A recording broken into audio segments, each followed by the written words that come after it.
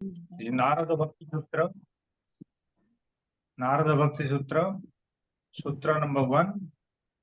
Athato bhaktim vakhyasyaamaha. अथातो भक्तिं व्याख्यासाम् Athato bhaktim vakhyasyaamaha. अथातो व्याख्यासाम् Sa tvasmin parama prema rupa. सात्वस्मिन् परमप्रेमरूपा Sa tvasmin parama prema rupa. सात्वस्मिन् परमप्रेमरूपा Amruta swarupacha. अमृतस्वरूपा च Amruta swarupacha. अमृतस्वरूपा च Yat labdva puman siddho bhavati. यल्लब्ध्वा पुमान् सिद्धो भवति Yat labdva puman siddho bhavati. यल्लब्ध्वा पुमान् सिद्धो भवति Amruto bhavati. अमृतो भवति Trupto bhavati. तृप्तो भवति Yat prapya na kinchit vanchati. यत् प्राप्य न किञ्चित् वाञ्छति Na sochati. न शोचति Na dvesti. न द्वेष्टि Na ramate. न रमते Na utsahi bhavati. न उत्साही भवति Yat jnatva matto bhavati. यत् ज्ञात्वा मुक्तो भवति Tabdho bhavati. स्तब्धो भवति Atmaramo bhavati. आत्मारामो भवति Yad jnatva matto bhavati. यत् ज्ञात्वा मुक्तो भवति Stabdho bhavati. स्तब्धो भवति Atmaramo bhavati. आत्मारामो भवति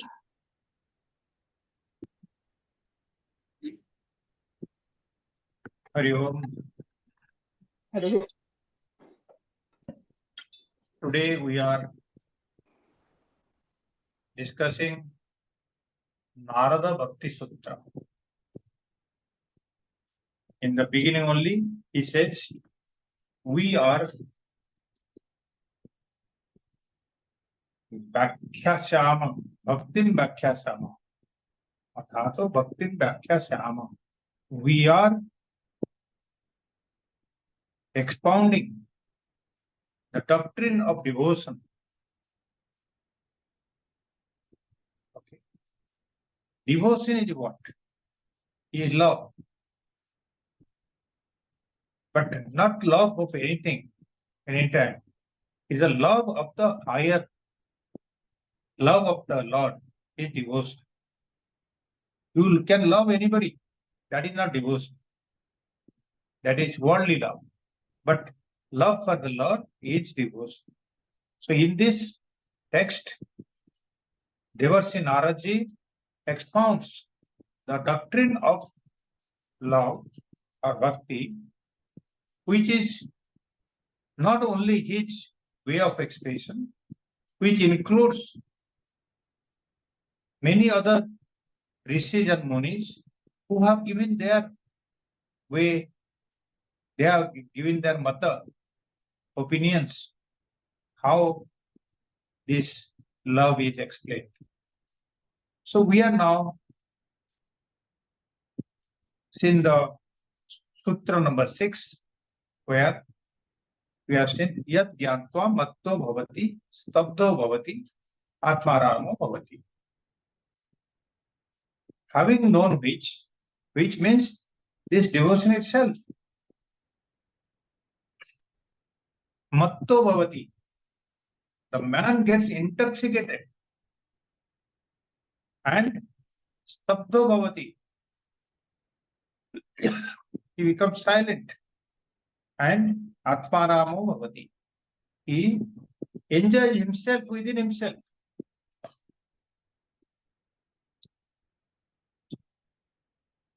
So, how this happens? We had a lot of doubts earlier when we saw that by devotion one becomes mad. Mattam is mad. Is it the right thing to do? Should you become mad?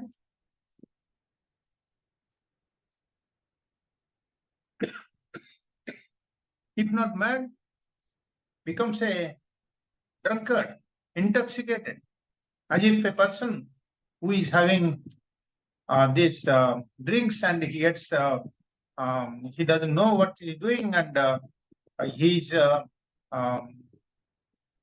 behaves differently. So a person who is a real bhakta, he also behaves like that. For him, the world is non-existent. For him, God and only God. He doesn't abide by the rules of the land. There are laid down conduct, behavior that is followed in our society. For him, there is no rule. He is one with the Lord.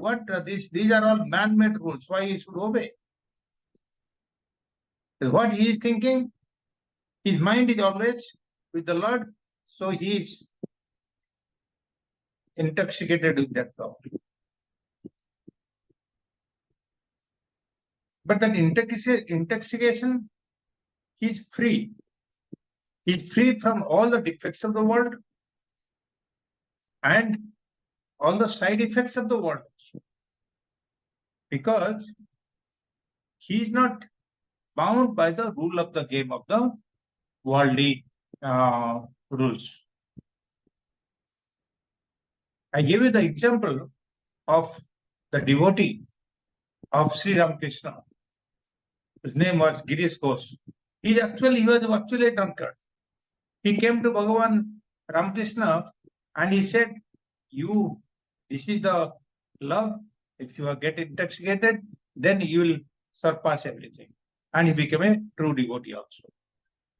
So that is the extent of love can bring a devotee to Matto Bhavati. The next one is Stabdho Bhavati. Stabdho means Stabdha. Stabdha means stunned. You become stunned. So much of love is there, you don't care about what is happening around. But here Stabdha means peaceful, silent.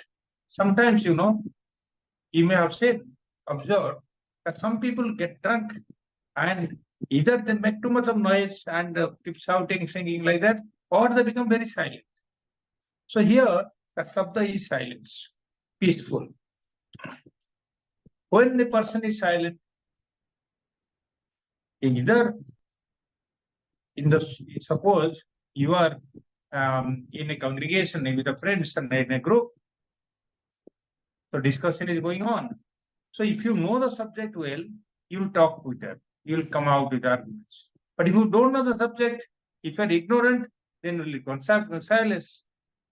So silence is a sign of ignorance, or silence is a sign of full knowing also. Like they say, in the company of the crows, the swan doesn't talk. So the wise person doesn't open his mouth when he is in the company of the ignorant people, because they can't understand.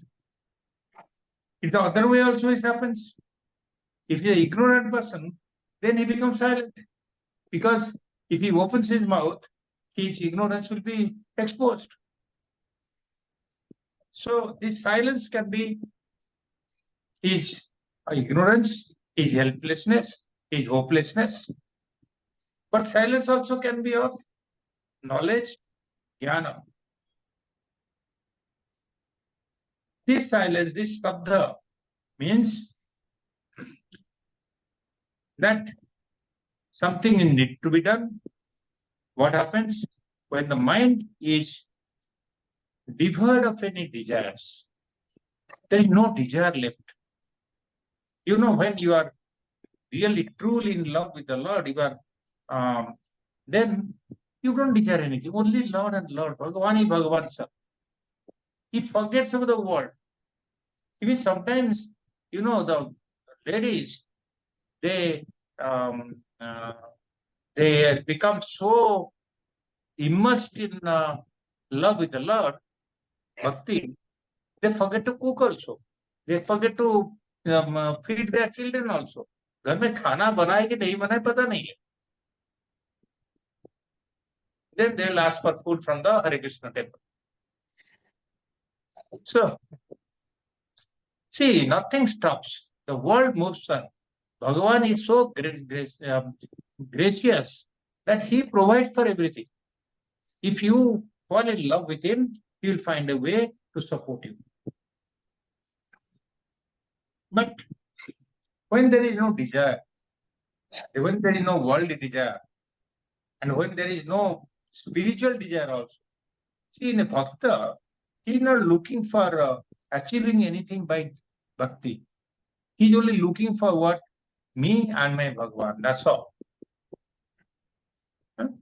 He is not thinking that if I am in love with the Lord, He'll give me wealth or people or my son and something. He's not desiring anything spiritually and worldly also. Even he doesn't desire moksha.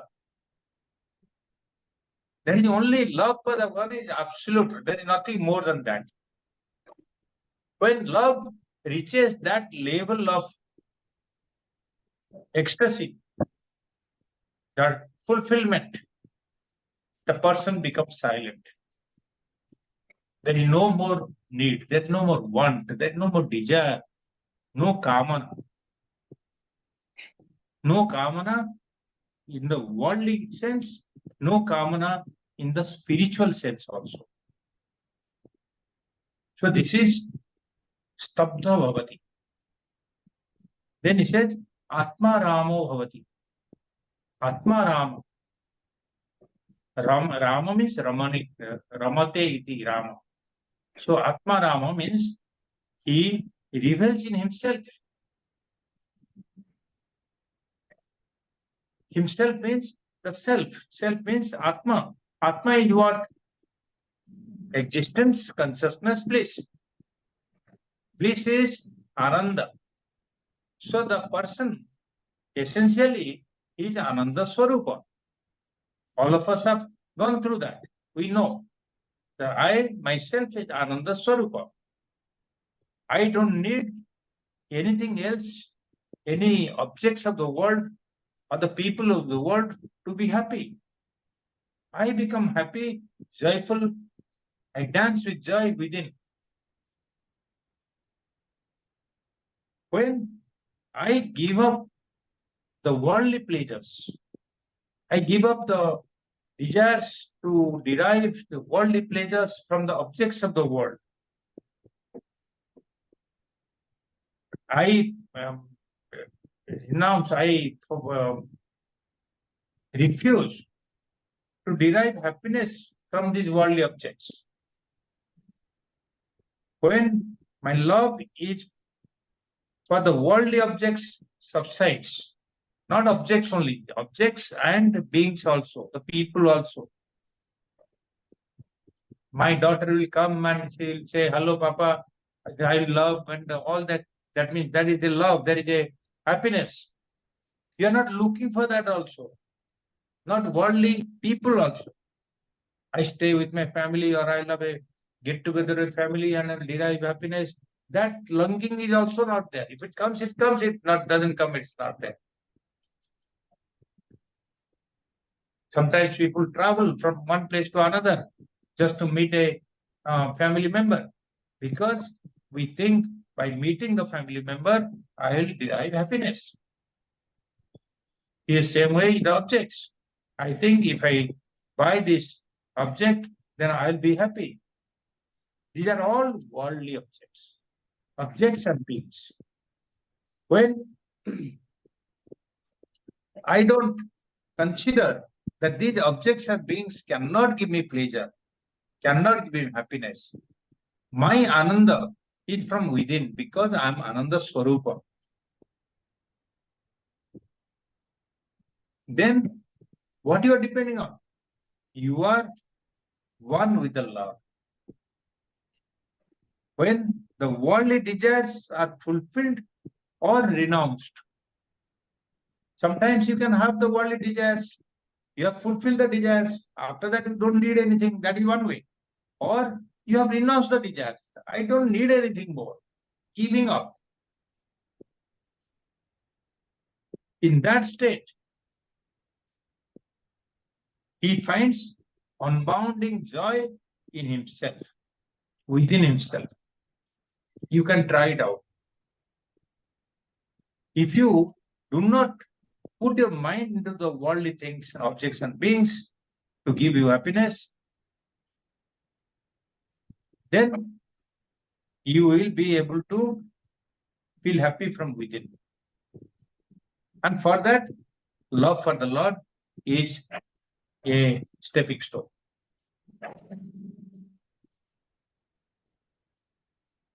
So there are two ways of having the pleasure or the happiness. One is reveling in the sense objects, sense pleasures, sense people of the world. Other is reveling in himself, in the self. One is from outside, another is from inside. But we have already done so much of studies, you know that ultimately the joy, happiness comes from within because I am the source of the joy. I am another Swarupa. My nature is joy. Another thing, this love and happiness, they go side by side. There is a relationship between love and happiness. If you are in love, you are happy. If you are happy, you are also in love. They go side by side. If someone gives you infinite love, that means you are also being blessed with infinite happiness. Otherwise, also, if you are actually infinite happiness, that means you are already inundated with happiness, then you are also having that extent of love. That infinite love is my own Swarupa, Ananda Swarupa. That is me, myself, that is my nature. Swarupa means Swarupa, own nature. So if it is my own nature, that Ananda, then I don't have to go looking around, where to find out if this object, that object. I have to go to the shopping mall or to the scenic beauty to look for happiness. I don't have to go around. I don't have to for looking around for happiness. This is my Swarupa, own self, nature of my own self. So, how that nature of self will be fructified? I know that this is myself. How I'll be happy? That's why he says, you abide in the self. You be established in the self. Don't let your mind, wander around the world. Unnecessarily, my mind goes to each and everything. So many, the world is full of objects in the world. So many events is happening. I don't have to put my mind to each and everything. Of course, there was a time, younger days, when we are getting into the world, you read and you try to know everything, whatever is happening in your professional world, in the financial world, in the sansara sense, so all that you try to know. But the time has come to give up. These associations with worldly objects or people, you have to give up. One of the way is to reduce your number of WhatsApp groups. It is not necessary. Another way is to reduce the time spent on YouTube. It is not necessary. This is diverting our mind. So, if you abide in the self, then you will revel in the joy of the self. That is called Atma Ramo Bhavati. You abide in the self, you revel in the self, that is Atma Ramo Bhavati. So now you see, Atma Ramo is a set of words. This also you see, you have come across in our Sankhya or Jnana also. Huh? There also we have said Atma Rama Bhavati, various ways that we have expressed. And here also, Bhakti Shastra also is saying Atma Rama Bhavati. So there is little difference between Bhakti Shastra and Jnana Shastra. It is one and the same, and both derive happiness in the self only. So you are a Jnana Margi or Bhakti Marga, it doesn't matter. The self is the only one. You have to derive the happiness, joy in the self only. Atma Ramo Bhavati. So that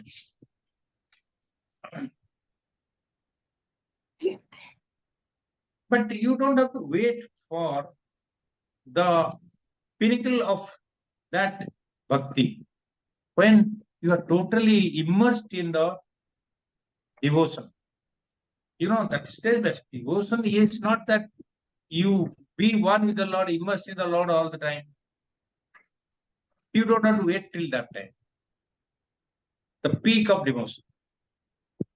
But you can taste the effect of bhakti in terms of happiness, peace, as you proceed on the path. Same way for jnana also. As you proceed on the path, you will find your happiness. Proceed on the path means, see, bhakti is expressed in many ways. Isn't it? Somebody finds bhakti in puja or archana. Somebody may find in padasevanam or in your naivedya, or many ways, or visiting temples or doing a tirtha yatra. There are many ways you find bhakti. But what does it mean? You need not be at the ultimate bhakti, where we discuss that he becomes one with the Lord, he has become stabdo bhavati and matto bhavati, you become mad with the bhakti. You need not reach that stage to be happy. You can be happy while walking the path. So, this is what is meant by this sutra. Yad Gyantva means by knowing, having known this devotion, matto bhavati, you become a man gets intoxicated with love. Stabda bhavati, he becomes silent. And Atma Rama bhavati, he revels in his own self. What a beautiful way of expression of bhakti here. What is the effect? What is the follow of bhakti? We move on to the next sutra. Naraji has given us so much of bhakti, bhakti, bhakti. Now let's analyze a little more. What is the difference between worldly love and divine love? This comes in the next sutra, in the next chapter also, or section also. We go to next chapter 1, section 2, sutra number 7. What is that worldly love and what is divine love? In this section, we'll delve into it. Sutra 7. Sa na kamayamana सा न कामयमाना nirodha rupatvat निरोधपत्वात् विरोधरूपत्वात् sa na kamayamana कामयमाना न कामयमाना nirodha rupatvat विरोधरूपत्वात् निरोधरूपत्वात् sa. Sa means that love or devotion. Here, that bhakti being a feminine gender, it is said sa. Sa is a feminine word for stuff. That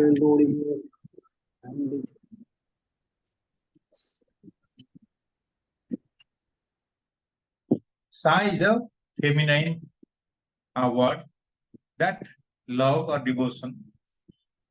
No kamayamana. No means no. Kamayamana means desire. There is no sign of desire in it. Nirodha rupatvat. Nirodha rupatvat means being the nature of nirodha. Nirodha can be restraint. Nirodha can be renunciation, sannyasa. We'll discuss that. So, the meaning of this sutra is because rupatvat, nirodha rupatvat, because it is a nirodha rupa, it is na kamaya. Because it is the nature of renunciation, there is no element of desire in that divine love. So you'll ask, no, I'm loving the Lord, so why I should not have desire in it? Because that divine love itself, its nature is nirodha, is restraint, is renunciation. Once you have that renunciation in your mind, tyaga, then you will not have the desire. So this go together. The nirodha, because of the renunciation, the divine love is na kamayamana. There is no desire. No desire comes. Okay. So that devotion, we are describing the nature of devotion here. Bhakti ka rupa, swarupa. What is the nature of that divine love? And what is the nature? Because of that nature, you are not permitted to desire anything. But what nature will not allow you to desire?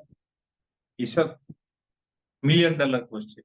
I mean, in the worldly thought process, you cannot find any nature that will tell you don't desire anything.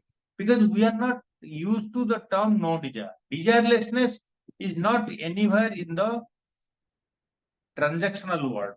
In our world of things, somebody becoming desireless is unheard of. Unless he is a Mahatma, he is a Sadhu, or he is a Muni, or a Rishi. Desirelessness is exceptional. But this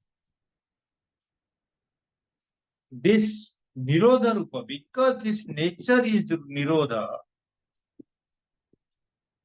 so this love is also not expressing as kamana, without any kamana, no kamaya mana. That means there is no sign of desire in it. That love, that bhakti does not permit you to desire anything. Because by nature it is sannyasa. By nature it is nirodha. By nature, that love puts an end to all your desires. And you become desireless. There is nothing more to desire. Because, you see, A person in divine love, he is loving the Lord, loving the Bhagavan. You have got into the groove where your thought is always towards the Bhagavan. How the Lord looks, how the Lord I can give a bath, how I'll make some prasad for him, how I'll arrange a puja or archana, or what type of agarbatti I'll put. So many things comes to your mind. That is all for the love of the Lord. Your desire for Bhagavan, you have already got. He is always in your mind. He is always in your consciousness. Your everything is centered around Bhagavan. So then what will you aspire for? If Bhagavan is here with me, then I don't need anything.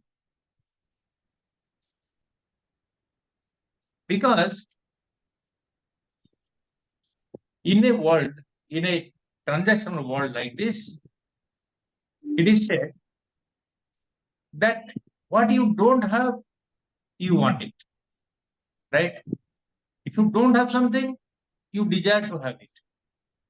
But when the greatest thought is to have Bhagavan, he is already with you, then why you should desire something more?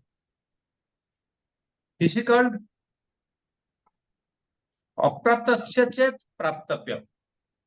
If it is aprapta, then you need to do prapta. If it is not there, then you need to desire and do something and get the thing. Praptasya chet yantapyam. If you have already there, then you only know it is there. Like we say in the jnana, that you are the consciousness, you are the Brahman. You don't have to look for Brahman somewhere else. You must know that yourself is the Brahman itself. That you don't have to find something else. You know it. You have to know it. That knowing itself is your liberation. Self-realization is that you are the Brahman, you are the consciousness itself. So, praptasya chet jnanatham or jnantapyam.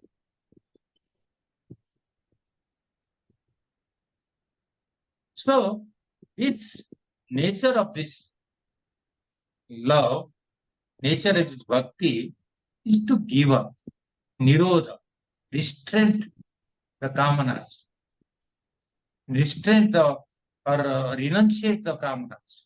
You don't have any need anymore.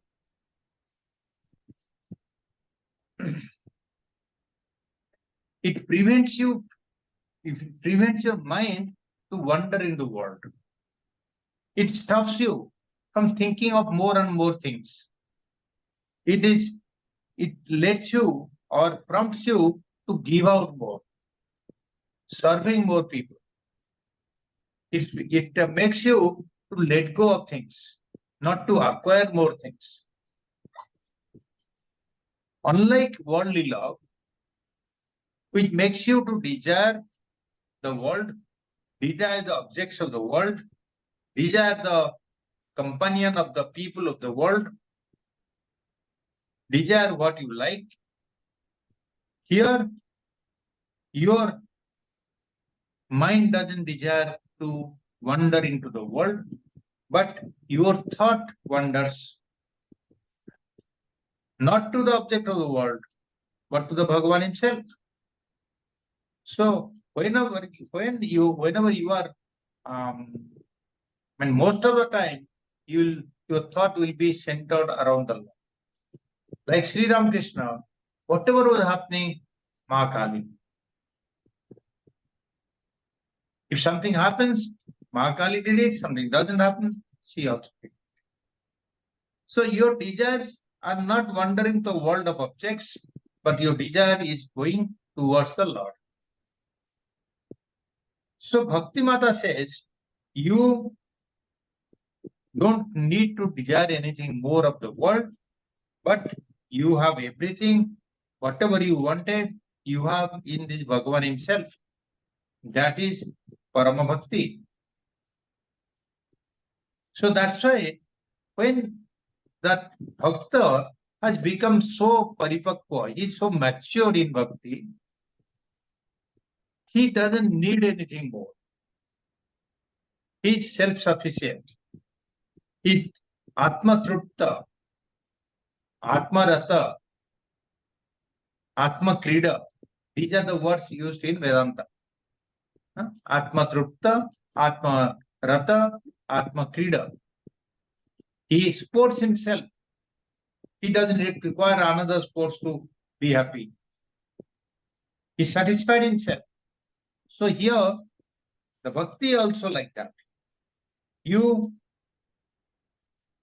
Once you are satisfied to this extent, he becomes stabdha, he becomes silent, because he is rejoicing himself. He becomes free from all desires. So result of this divine devotion is fulfillment. Fulfillment means purnata. This purnata, what you have heard, it is always in the jnana also. That fulfillment comes in bhakti. How desirelessness comes? Because there is no more desire. Why there is no more desire? Because you don't need anything more. There is no aspiration. There is no sankalpa. If I have the Bhagavan with me, then he is the Purna himself. That Purna Bhagavan can fulfill any of my desires if I have, but I don't have any desires because he is there with me. That Ananya Bhakti is necessary to remain. That is the nature of the bhakti that we are talking about. And that because of that only, the bhakta becomes fulfilled. Fulfillment of life is also the goal of a person who is walking on the spiritual path, on the jnana marga. Fulfillment also is the goal. If you are fulfilled, there is no more desire. Purnata. The Purnata is also same thing in India. So don't find any difference between jnana and bhakti. Jnana, yes, it will be there, but bhakti has to go side by side. So sign of fulfillment becomes no kamayamana, no desires. See, it's very clear, it's logical also. If you have desires, that means you want something more. You want to have something, you want to control something or possess something. If you have desires. If there is no desires, no kamayamana, you are desireless. You have become desireless because you are fulfilled. You are Purnam. Purnam is who? That Bhagavan is Purnam. I am also Purnam. I am fulfilled. This, you mark my words, fulfillment. So, this fulfillment, the sign of fulfillment is desirelessness, contentment, silence, or stabda, Atma Ramo, that I am revealing or rejoicing in myself. I am not desiring anything more anywhere else. So that is desirelessness. That is Atma Ramo. That is Tabdo Bhavati. That is satisfaction. That is desirelessness.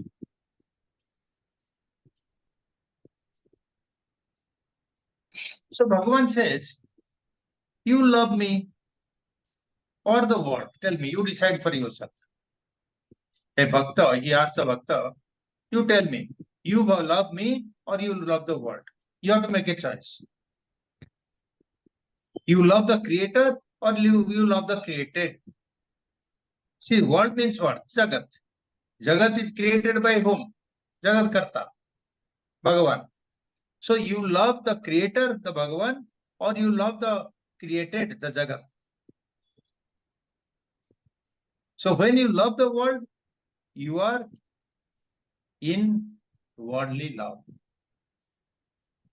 If you want the love of Bhagavan, or you are in love with Bhagavan, you have to shift your attention from the world to the Lord. So the whole essence of spirituality is shifting the attention from the world of objects to the Lord Himself, the cause of the world, the Srishti Karta. You shift your attention from the Srishti to the Srishti Karta, from the Karya to the Karanam. So, whenever your mind goes to the world in a seat of meditation, you remove all these thoughts, all the desires that may not be seen as desires, but thoughts will wander to something and something will come up. You remove the thoughts slowly. You remove the desires for any worldly things, withdraw the mind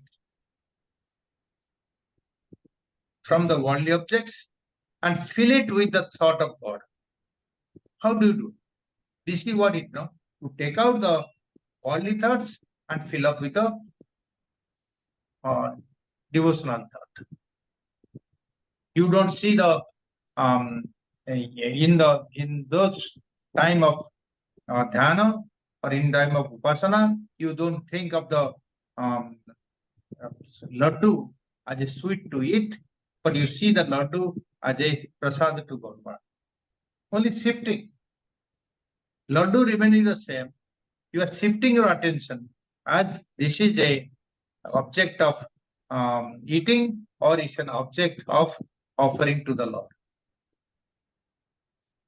So you are shifting your attention from the world to the Bhagavan. You are shifting your thoughts from the worldly objects to Bhagavan. This is what is now Kamaya Mana. So you can't love two things. You can't say that I love Bhagavan and I love world also. Then what will happen? Your worldly desires will keep on increasing and your love for the Lord will keep on decreasing. If you make a balance, you will be in a boat. In the two boats, you cannot survive that. Then you will remain in the world with little bhakti for the Bhagavan. But here we are talking of bhakti as Parama Prema Rupa. Parama Prema Rupa. That especially the bhakti which is Parama Prema Rupa, the supreme love. Supreme love is in exclusion of everything else. See, if we have that notion that I love God, I have bhakti, all that, but I also love all the worldly objects, then it is not Parama Prema. It is not supreme love. You love many things of the world, like that you love the God also. But we are talking here of the supreme love. Supreme love is in exclusion of every other love. There is space for only one. The love which is divided, that cannot be supreme love. Understand? You cannot divide that I love God and I love this. Then it's okay. You love to that extent, okay, you will get benefit or whatever you get. Then you want something from God, you can be a transactional love. It cannot be supreme love. And that love cannot be Amruta Swarupa, eternal. It cannot be. So the bhakti which is undivided, unadulterated, that bhakti is devoid of all desires, na kamayamana. So we aim for that bhakti. Of course, we may not have achieved or gone to that level. So our path is known. So we must know the goalpost. Then only we'll score the goal.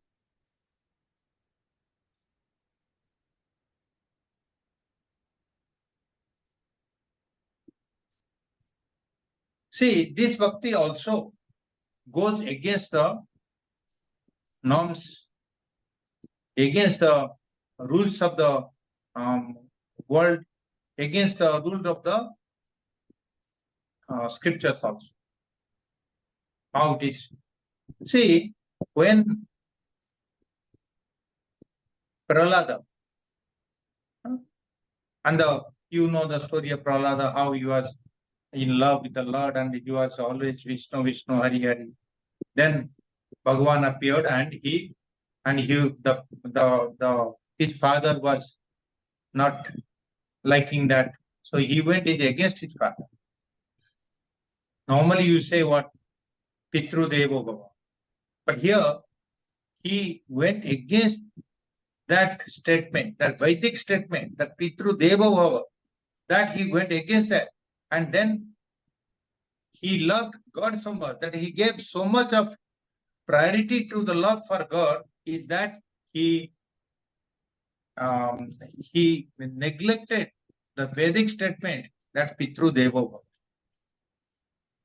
And then here, when we are talking of love, Hiranyakashipu was killed by the Bhagavan. Right? And Bhagavan, when he killed Hiranyakashipu, he was so much in anger. Because he came out and with a lot of anger, he was trembling and dancing with anger. In fact, he took out the intestine of the Hiranyakashipu and he put as a garland on himself and he was rejoicing with it. This anger was so terrifying that even the gods also got scared. Even Lakshmi ji also could not stop him. Then all the gods, they got together. They told Prahlada, you only can quench his anger. Then Prahlada went there and he did a sastanga pranama. He fell down on the ground, he did pranipata, and he told him, Bhagavan, please quieten down. You have already accomplished what you want to do, but you don't have to remain in anger for so long. Then Bhagavan had the Vatsalya Prema, the love for the child. He put his hand on the head of Prahlad and gave him a boon. Prahlad said, what boon? Prahlad said, please bless me that I have no desires. I have no desires of any worldly things. Because when desires come, my senses become active, then I can never become liberated. Make my heart free of all desires. This is the meaning of Sa Na Kamayamana. That devotion is free of all desires. So for this to happen, we have two things have to be there with us. One is dispassion for the world. That means you have to develop a dispassion because these are all world is mithya, jagat mithya. So you have to have a dispassion for the world and you have to have love for the Lord. And exclusive love for the Lord. Then only it will become that Parama Prema Rupa. And how this bhakti is coming? Because of Nirodhatvat, Nirodha Rupatvat. Because the bhakti by nature is Nirodha, restraint or renunciation. Bhakti will not come when you desire. Bhakti will come only when you give up your desire. Now you'll ask, what is this? What is the meaning of Nirodha? Huh? What is this Nirodha Rupatvat? What is the meaning of Nirodha? This text is very nice, you know. They introduce one word, then next sutra, he gives the meaning also. So Naradji himself gives the true meaning of Nirodha in the next sutra. We'll chant the next sutra. Nirodhastu, Nirodhastu, Nirodhastu, Nirodhastu, Lokaveda Vyapara Nyasa, Lokaveda Vyaparanyasa, Lokaveda Vyapara Nasa. Lokaveda Vyaparanyasa. So this Nirodha, this restraint is restraint or tyaga, or sannyasa of Loka, Veda, Vyapara. Loka is worldly or secular. Veda is religious or spiritual. Vyapara means activities. This renunciation indeed is the total giving up of all secular and religious activities. It's very strong sutra. Giving up all spiritual activities as well as worldly activities. So we'll see this sutra next time. Don't get scared. It will be okay. I mean, you can understand and also comply with it. It is not that difficult as it seems. So we'll analyze it. We'll understand next sutra. With this, we'll close it.